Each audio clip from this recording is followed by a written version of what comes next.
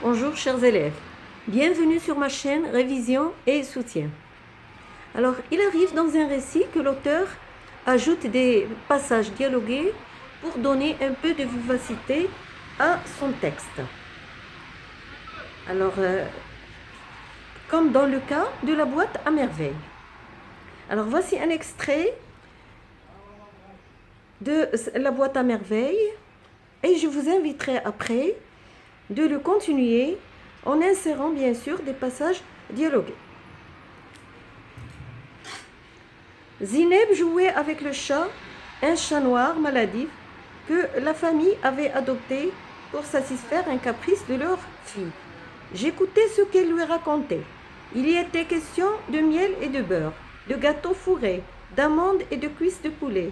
Le grand bébé aurait un burnous de velours et porterait des turbans de soie. Extrait de la boîte à merveilles, Ahmed Sfreou. Alors, vous allez continuer ce récit en y introduisant un passage dialogué ou des passages dialogués entre Sidi Mohamed et Zineb.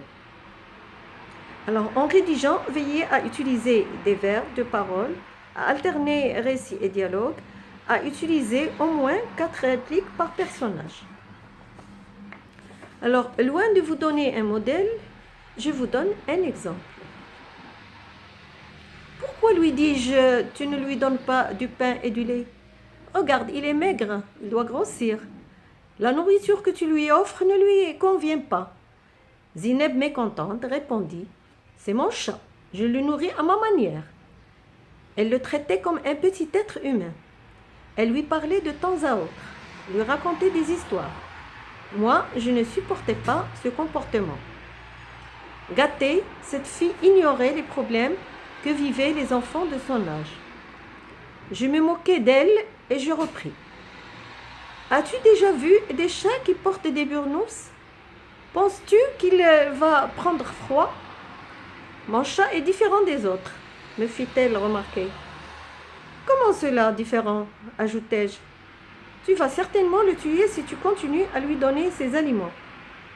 Cette fois-ci, elle ne répondit pas. Elle prit son chat entre ses deux petites mains. Celui-ci essaya de s'étirer, mais en vain. Je me rendis compte que le chat souffrait.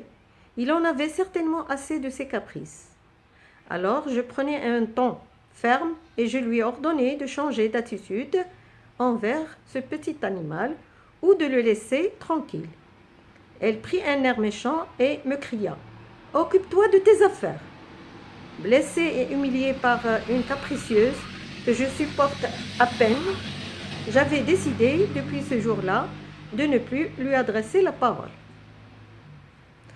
Alors maintenant, il reste des chapitres qu'on n'a pas encore résumés, les derniers chapitres 10, 11 et 12. Voici le résumé du chapitre 10.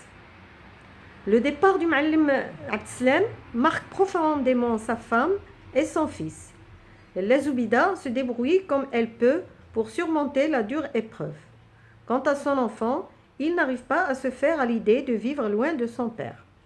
Un jour, Aïcha propose à la mère de Sidi Mohamed de rendre visite à Sidi al-Arafi, un fqih réputé pour son pouvoir de guérir les âmes tourmentées. Le jeune garçon éprouve une étrange sensation en regardant cet homme aveugle dont le discours respire éloquence et sagesse. Même frappé de cécité, ce personnage peu commun ne perd jamais espoir. Son bonheur l'épuise à l'intérieur de lui-même. Il n'attend pas qu'il lui vienne des autres. De retour à la maison, la Zoubida est surprise par la visite d'un homme envoyé par son mari. Les présents qu'il lui remet de la part du Muallim Abdeslam et les bonnes nouvelles qu'il lui apporte à son sujet dissipent momentanément le chagrin qui régnait à la maison. Voilà pour ce chapitre. Chapitre 11 maintenant. La Zoubida et son fils rendent visite à Aïcha. Chez cette dernière, ils trouvent une femme nommée Selema qui rappelle les circonstances dans lesquelles elle a arrangé le mariage de Moulay Larbi avec la fille du coiffeur. Mais le couple qu'elle a réuni se confronte à de nombreux problèmes, dont notamment la différence d'âge. Moulay al-Arabi regrette d'avoir trahi la confiance de sa première femme et manifeste le désir de se réconcilier avec elle. Zhol, une jeune fille que le jeune héros trouve fort belle, se mêle à la conversation et complète le récit de Séléman. Absorbé par les histoires qui s'enchaînent, Sidi Mohamed prête attention aux moindres mots. Tout ce qui se dit reste gravé dans cette cire fraîche qu'est sa mémoire. Chapitre 12 maintenant. Les jours s'égrègnent interminablement. Au terme d'une absence qui a bouleversé sa petite famille, Al Abdeslam revient à la maison chargé de différentes denrées alimentaires. Son retour inattendu comble sa femme et son fils de bonheur. Sidi Mohamed raconta à son père les événements passés pendant son absence. Les habitants de Dar Chouefa, eux aussi, partagent cette joie et réservent à leurs voisins un accueil des plus chaleureux. Idriss Al-Awad monta pour saluer le père. Il l'informa du divorce de Moulay al-Arabi et la fille du coiffeur. La conversation d'Idriss Al-Awad et de Moulay Abdeslam, ponctuée de verres de thé, écrasait l'enfant. Il est pris de fatigue, mais ne veut point dormir. Il se sent triste et seul. Sous son lit, il tire sa boîte à merveille où les figures de ses rêves l'attendaient. Voilà pour cette séance. Merci de votre attention. Si vous avez des questions ou des commentaires à me faire, je serai toujours là pour vous répondre et vous satisfaire. Et pour me faire plaisir, pourquoi ne pas s'abonner à ma chaîne? À très bientôt.